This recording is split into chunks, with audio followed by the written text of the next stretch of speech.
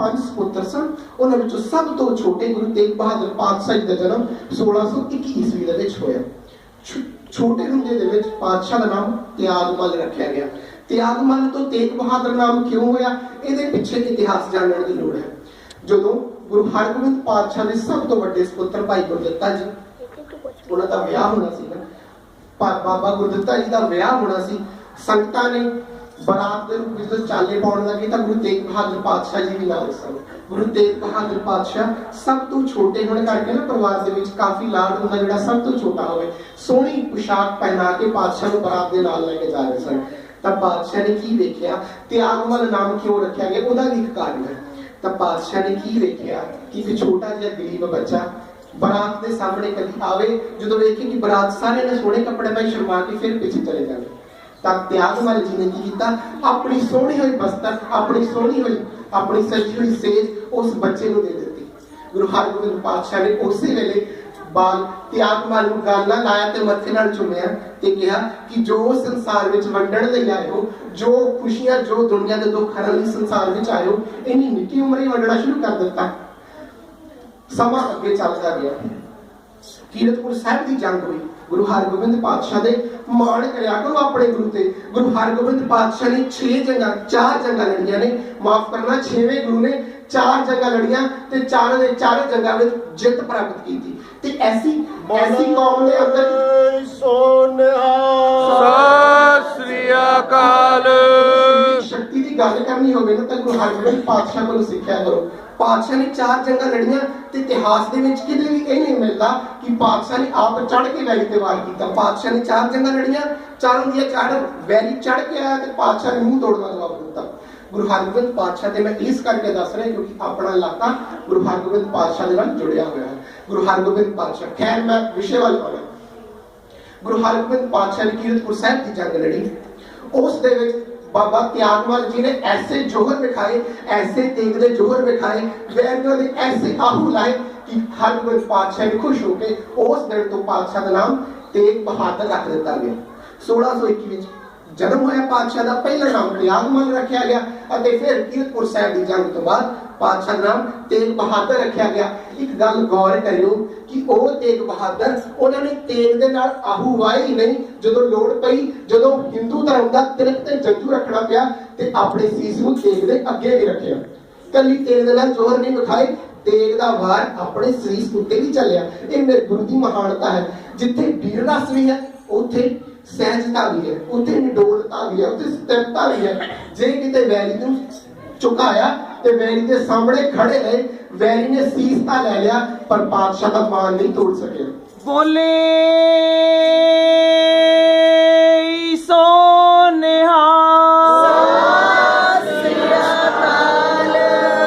गुरु तेग बहादुर पातशाह ने मखोवाल की साधना की। मखोवाल की साधना 1675 ईस्वी में पूर्ण हुई। मखोवाल जिसनों अनंदपुर साहिब भी कहा जाता। अनंदपुर साहिब का पहला नाम मखोवाल सी, उसका नाम मुड़ अनंदपुर साहिब पता नहीं हो गया। उसके पीछे भी कारण है। आओ इतिहास दी तह उदार पदार खोलते चलिए। मैं पेंडा शुरू करके गुरु तेग बहादुर पातशाह की शहादत और फिर सिख इतिहास नाल वधांगा। गुरु तेग बहादुर पातशाह 1675 ईस्वी दे विच जदों संसार की यात्रा करते हुए दुखियां नूं तारते हुए जदों पहुंचे ना, गुरु गोबिंद सिंह जी का जन्म 1666 ईस्वी दे विच होया। तां उस वेले पातशाह दौरे ते गए हुए सन, पातशाह आसाम के दौरे ते गए हुए सन। खबर मिली कि आप जी के घर बाल गोबिंद राय ने जन्म लिया है। पातशाह वापस आए पटना साहिब की धरती ते, पातशाह वापस आए आसाम की धरती तो। पातशाह वापस आए जेकर है 1665 ईस्वी का। 1666 ईस्वी दे विच धन गुरु गोबिंद सिंह महाराज का जन्म हुंदा है। ते जदों मिलदे ने ना, गुरु गोबिंद सिंह पातशाह की उम्र 5-6 साल की थी जो गुरु तेग बहादुर जी का मिलाप होया। जो गुरु तेग बहादुर जी मिलते ने ना, तब पातशाह ने एक बड़ा ना नुकता बहुत सोहना दिता। अज आपां किते ना किते जिंदगी विच ढालण दी लोड़ है। पातशाह ने कहा जो मिले ना खुशी दे नाल गलवकड़ी पाई, सब तो पहला वचन पता की कीता? पातशाह ने कहा मैनूं कोई बाणी सुणाओ, मैनूं कोई गुरबाणी दा शब्द सुणाओ। ते उस वेले गुरु गोबिंद सिंह पातशाह ने शब्द पता किहड़ा सुनाया सी, जिहड़ा आपां हर रोज पढ़ते हैं?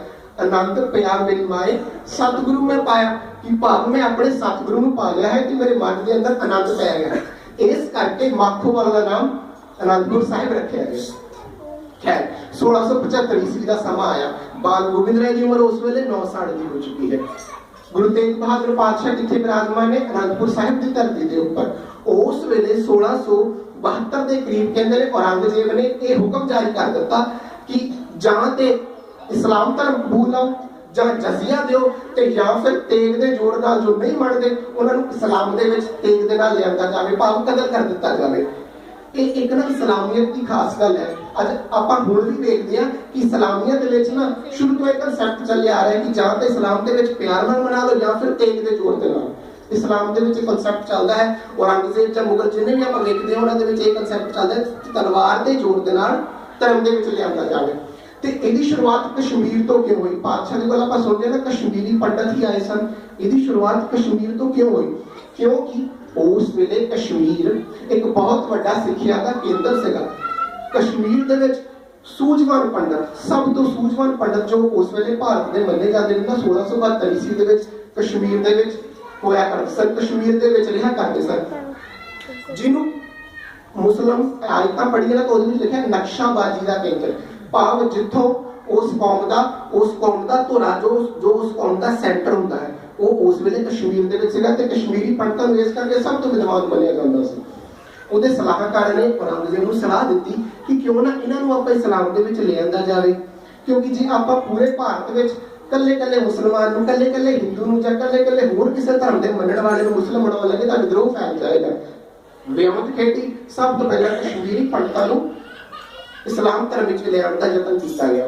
ਤਾਂ ਉਸ ਵੇਲੇ ਕਸ਼ਮੀਰੀ ਪੰਡਤਾਂ ਦਾ ਮੁਖੀ ਕਿਰਪਾਰਾਮ ਗੁਰੂ ਤੇਗ ਬਹਾਦਰ ਪਾਤਸ਼ਾਹ ਦੀ ਹਜ਼ੂਰੀ ਵਿੱਚ ਆ ਕੇ ਅਰਦਾਸ ਕਰਦਾ ਹੈ कि हे गुरु तेग बहादुर पातशाह जीओ, मैं सुनिया गुरु नानक दा दर किसी नूं खाली नहीं मोड़दा ते इस वेले साडे धर्म ते साडे तिलक ते साडे जंजी ते एक विपता आन पई है।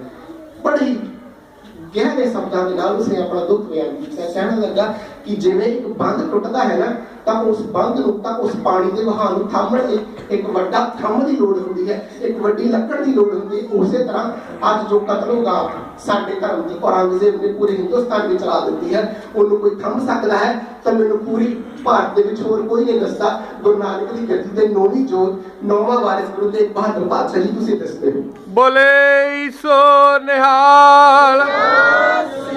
गुरु तेग बहादुर पातशाह दी जीवनी नूं अपने जीवन विच ढालीए वो कितनी सुखदता होएगी। पातशाह ने जे भोले विच बैठ के जे पातशाह ने भोले विच बैठ के बहुता देर भजन नाम सिमरन कीता ना, वो नाम दी ताकत नूं कमाया ना, तो उस अध्यात्मक ज्ञान उस अध्यात्मकता के उच्च स्तर नूं मनुखता की भलाई वास्ते नछावर भी कर दिता।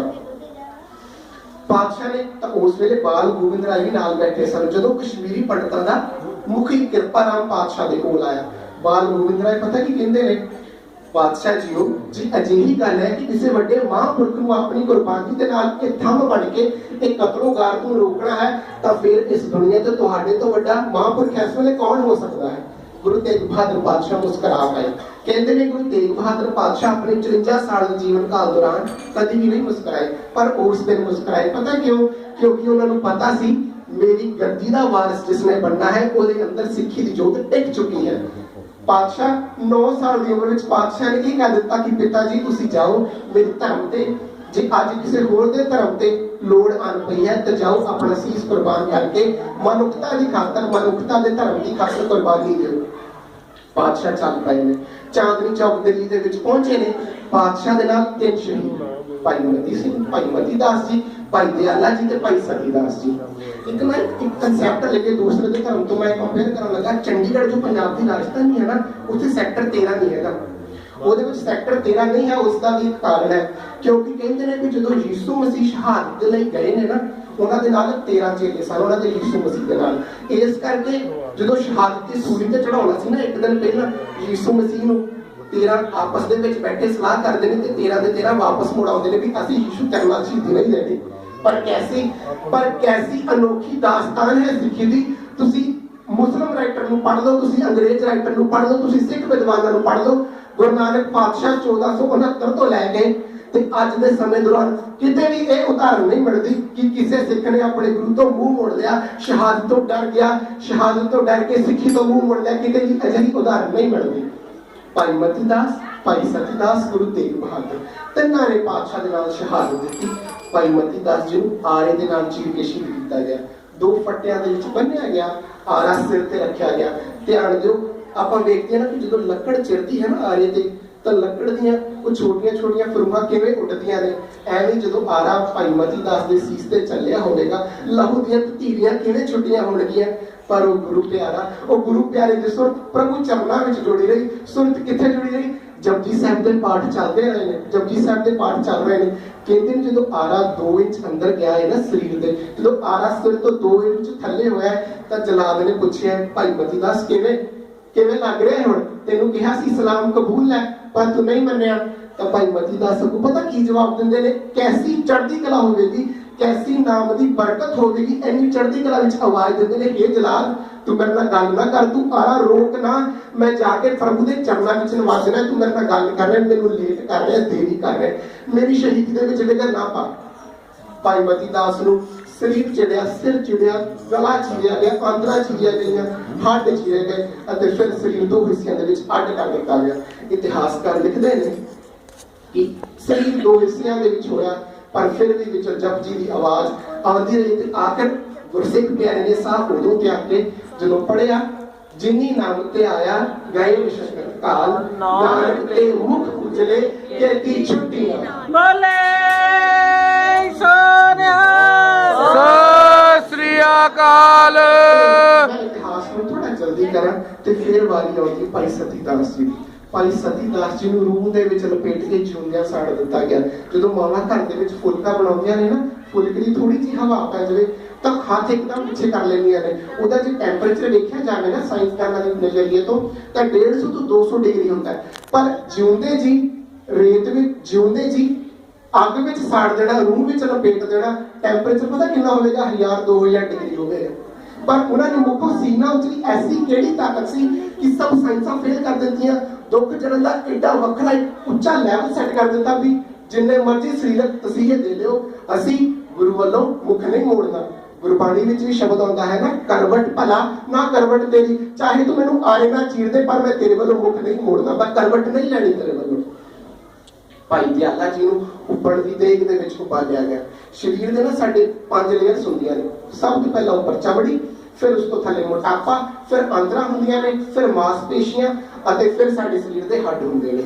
ਭਾਈ ਦਿਆਲਾ ਜੀ ਨੂੰ ਦੇਗ ਦੇ ਵਿੱਚ ਉਬਾਲਿਆ ਗਿਆ। ਉੱਪਰ ਦੀ ਦੇਗ ਦੇ ਵਿੱਚ ਉਬਾਲੇ ਪਾਣੀ ਦੇ ਵਿੱਚ ਸਰੀਰ ਉਬਲਿਆ, ਛਾਲੇ ਬਣੇ ਤੇ ਛਾਲੇ ਫੁੱਟ ਪਏ, ਵਿੱਚੋਂ ਮੋਟਾਪਾ ਨਿਕਲਿਆ, ਮਾਸਪੇਸ਼ੀਆਂ ਬਾਹਰ ਆਈਆਂ। ਮੈਂ ਇੱਕ ਗੱਲ ਕਹਿੰਦਾ, ਇਹ ਤਕੜੇ ਦਿਲਾਂ ਵਾਸਤੇ ਦਾਸਤਾਨ ਹੈ। ਇਹ ਦਾਸਤਾਨ ਸਾਡੇ ਗੁਰੂ ਦੇ ਸਿੱਖਾਂ ਦੀ ਤਕੜੇ ਦਿਲਾਂ ਵਾਸਤੇ ਹੈ। ਕਿਸ ਚੜ੍ਹਦੀ ਕਲਾ ਵਿੱਚ ਰਹਿਣਾ ਹੈ ਉਹ ਅੱਜ ਆਪਾਂ ਸਿੱਖ ਕੇ ਜਾਣਾ ਹੈ। ਅਖੀਰ ਗੁਰੂ ਸੂਰਮਾ ਵੀ ਸ਼ਹਾਦਤ ਦੇ ਵਿੱਚ ਪਾ ਗਿਆ, 3 ਸਿੰਘ ਸ਼ਹੀਦ ਹੋ ਗਏ। ਫਿਰ ਵਾਰੀ ਹੈ ਗੁਰੂ ਤੇਗ ਬਹਾਦਰ ਪਾਤਸ਼ਾਹ ਦੀ। ਗੁਰੂ ਤੇਗ ਬਹਾਦਰ ਪਾਤਸ਼ਾਹ ਨੂੰ ਸ਼ਹੀਦ ਕਰਨ ਵਾਲਾ ਜਲਾਦ ਸੈਯਦ ਜਲਾਲੁਦੀਨ। ਇਹ ਜਿੰਨੇ ਵੀ ਜਲਾਦ ਹੋਏ ਨਾ, ਸੈਯਦ ਜਲਾਲੁਦੀਨ ਕਿਉਂ ਕਹਿੰਦੇ ਨੇ? ਕਿਉਂਕਿ ਸੈਯਦ ਜਲਾਦ ਜੋ ਹੁੰਦੇ ਸਨ ਨਾ, ਉਹਨਾਂ ਨੂੰ ਖਾਸ ਜੋ ਜਦੋਂ ਕਿਸੇ ਧਾਰਮਿਕ ਆਗੂ ਨੂੰ ਸ਼ਹਾਦਤ ਦੇਣੀ ਹੁੰਦੀ ਸੀ ਨਾ, ਉਹਦੇ ਵਾਸਤੇ ਰੱਖਿਆ ਜਾਂਦਾ ਸੀਗਾ। ਸੈਯਦ ਜਲਾਲੁਦੀਨ ਸਮਾਣੇ ਦਾ ਰਹਿਣ ਵਾਲਾ, ਸੈਯਦ ਸ਼ਾਸਲ ਬੇਗ ਤੇ ਬਾਸ਼ਲ ਬੇਗ ਸਮਾਣੇ ਦੇ ਰਹਿਣ ਵਾਲੇ, ਜਿਨ੍ਹਾਂ ਨੇ ਅੱਗੋਂ ਜਾ ਕੇ ਸਾਹਿਬਜ਼ਾਦੇ ਨੂੰ ਸ਼ਹੀਦ ਕੀਤਾ। ਫਿਰ ਉਸ ਤੋਂ ਬਾਅਦ ਫਿਰ ਜਿਨ੍ਹਾਂ ਨੇ ਬੰਦਾ ਸਿੰਘ ਬਹਾਦਰ ਨੂੰ ਸ਼ਹੀਦ ਕੀਤਾ, ਉਹਦੇ 4 ਸਾਲ ਦੇ ਪੁੱਤਰ ਅਜੇ ਸਿੰਘ ਨੂੰ ਸ਼ਹੀਦ ਕੀਤਾ, ਉਹ ਵੀ ਸੈਯਦ ਸਮਾਣੇ ਦੇ ਨੇ। ਇਹ ਸਮਾਣੇ ਸ਼ਹਿਰ ਦੇ ਵਿੱਚ, ਉਸ ਤੋਂ ਬਾਅਦ ਸਮਾਣੇ ਸ਼ਹਿਰ ਦੇ ਵਿੱਚ ਸੈਯਦ ਜਲਾਲੁਦੀਨ ਦਾ ਗੜ੍ਹ ਹੋਇਆ ਕਰਦਾ ਸੀ। ਫਿਰ ਜਦੋਂ ਸਿੱਖ ਕੌਮ ਦੇ ਪਹਿਲੇ ਜਰਨੈਲ ਬਾਬਾ ਬੰਦਾ ਸਿੰਘ ਬਹਾਦਰ ਨੇ 1710 ਈਸਵੀ ਦੇ ਵਿੱਚ ਸਮਾਣਾ ਫਤਿਹ ਕੀਤਾ ਨਾ, ਫਿਰ ਸੈਯਦਾਂ ਨੂੰ ਸੋਧਾ ਲਾਇਆ।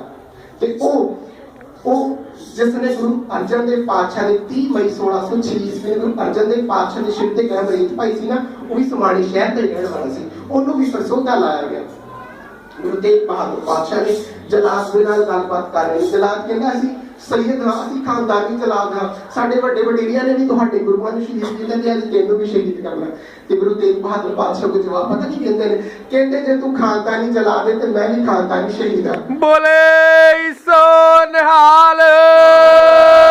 ਐਸੇ ਖਾਨਦਾਨੀ ਸ਼ਹੀਦ ਗੁਰੂ ਅਰਜਨ ਦੇਵ ਪਾਤਸ਼ਾਹ ਤਤੀ ਤਲੀ ਤੇ ਵਿਰਾਜਮਾਨ, ਤਤੀ ਤਲੀ ਤੇ ਵਿਰਾਜਮਾਨ ਹੋ ਕੇ ਵੀ ਕੀ ਕਹਿ ਰਹੇ ਨੇ? ਤੇਰਾ ਕੀਆ ਮਿੱਠਾ ਲਾਗੇ, ਹਰ ਨਾਮ ਪਦਾਰਥ ਨਾਨਕ ਮੰਗੈ। ਆਪਣੀ ਘਰ ਵਾਲੀ, ਆਪਣੀ ਸੁਪਤਨੀ ਮਾਤਾ ਗੁਜਰੀ ਜੀ ਨੂੰ ਇਸ ਦੇਸ਼ ਕੌਮ ਤੋਂ ਵਾਰ ਦਿੱਤਾ। ਆਪਣੇ ਪੁੱਤਰ ਗੁਰੂ ਗੋਬਿੰਦ ਸਿੰਘ ਜੀ, ਜਿਨ੍ਹਾਂ ਦੀ 42 ਸਾਲ ਦੀ ਕੁੱਲ ਆਯੂ ਆ, ਸਾਰੀ ਉਮਰ ਗੁਰਸਿੱਖੀ ਦੇ ਲੇਖੇ ਲਾ ਦਿੱਤੀ। ਛੋਟੇ ਛੋਟੇ ਫਰਜ਼ੰਦ 7 ਤੇ 9 ਸਾਲ ਦੇ ਬੱਚੇ ਬਾਬਾ ਜੋਰਾਵਰ ਸਿੰਘ, ਬਾਬਾ ਫਤਿਹ ਸਿੰਘ ਸਿੱਖ ਕੌਮ ਦੀਆਂ ਨੀਹਾਂ ਵਿੱਚ ਖੜੇ ਕਰਾ ਕੇ ਸਿੱਖੀ ਦਾ ਇੱਕ ਮਹਿਲ ਉਸਾਰ ਦਿੱਤਾ, ਜਿਸ ਨੂੰ ਪੁਸ਼ਤ पुश्तां तक जालम आउणगे, ढाण दा यतन करनगे, पर कदी ढकिया नहीं जाएगा, क्योंकि इस विच बाबा जोरावर सिंह ते बाबा फतेह सिंह दा खून डुलिया होया है। बाबा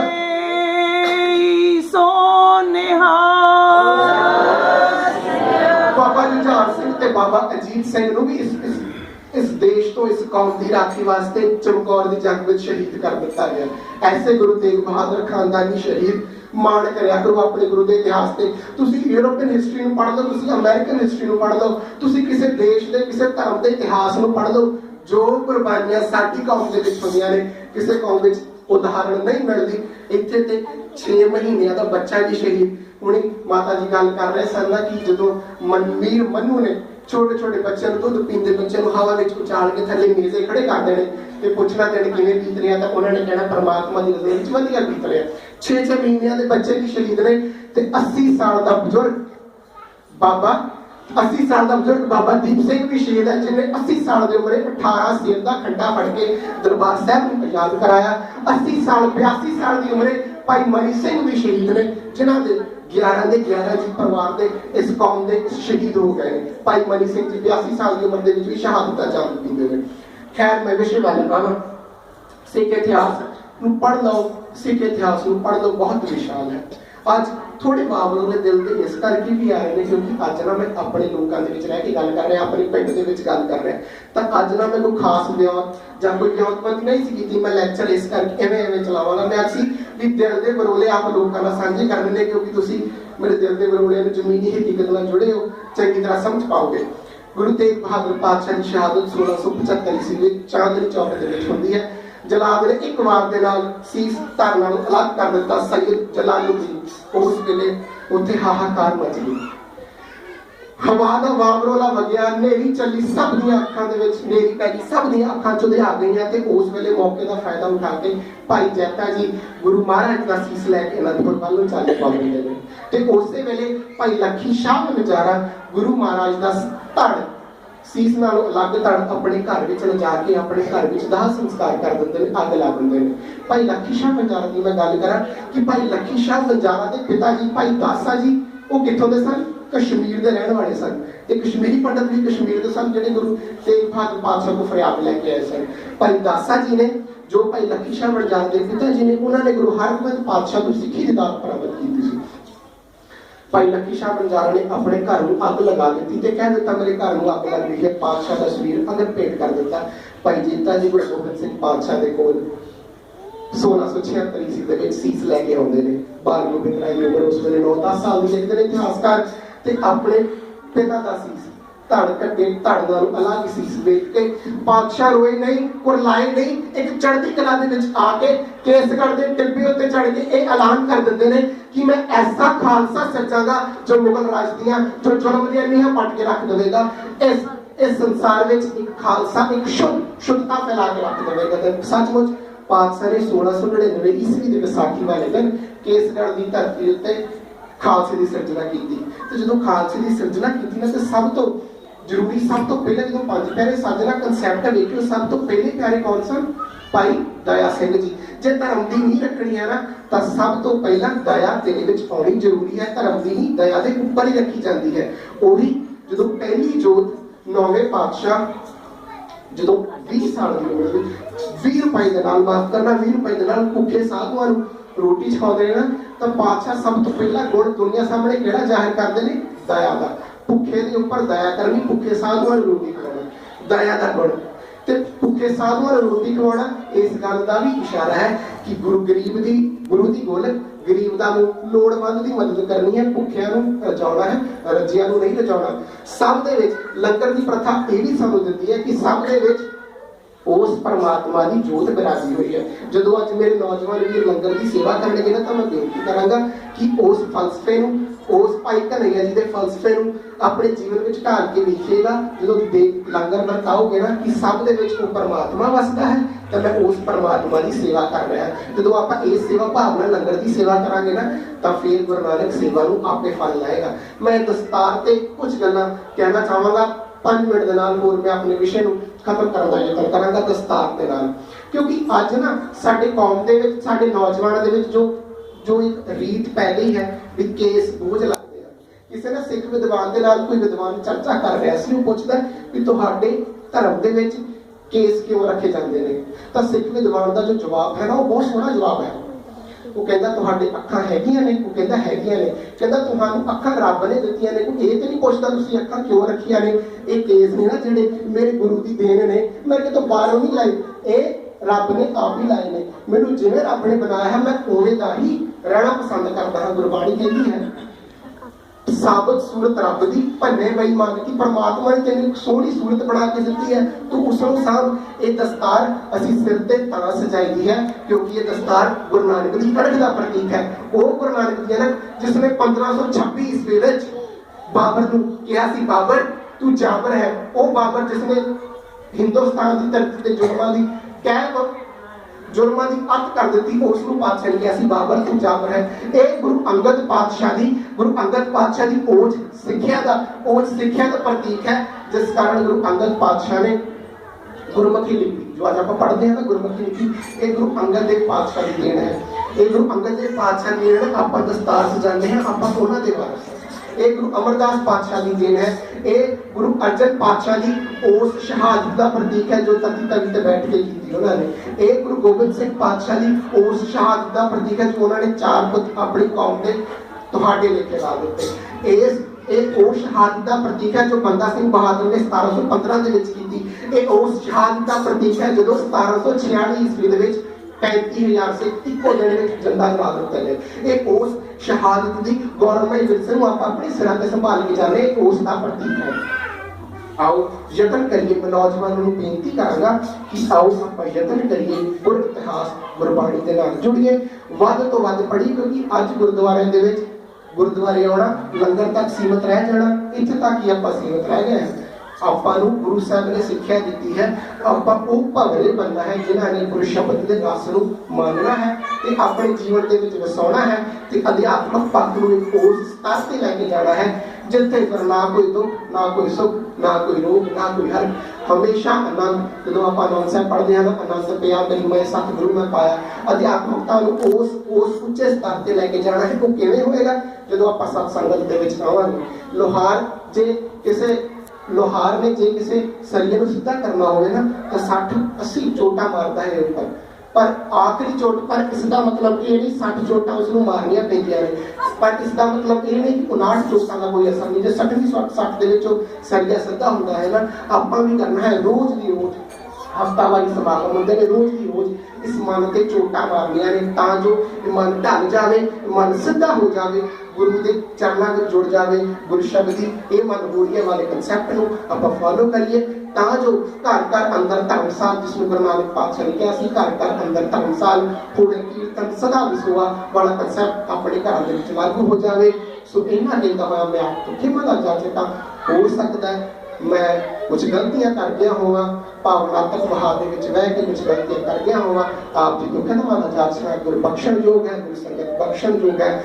ਗੱਜ ਵੱਜ ਕੇ ਫਤਿਹ ਬੁਲਾਓ। ਵਾਹਿਗੁਰੂ ਜੀ ਕਾ ਖਾਲਸਾ, ਵਾਹਿਗੁਰੂ ਜੀ ਕੀ ਫਤਿਹ। ਸੋਨਿਹਾ ਸਤਿ ਸ੍ਰੀ